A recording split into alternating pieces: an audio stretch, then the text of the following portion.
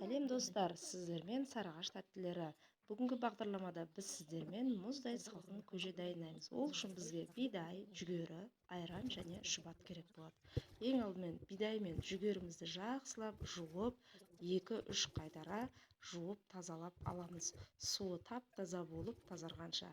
Содан кейін қазанымызға суымызды құйып, үстіне жүгері мен бидайды саламыз. Және де газға отқа қоямыз. Бір қайнатып алғаннан кейін татымына қарай тұз саламыз.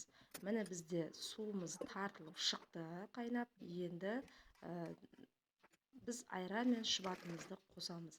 Айран шұбат болса өте жақсы, шұбат болмаса міндетті емес.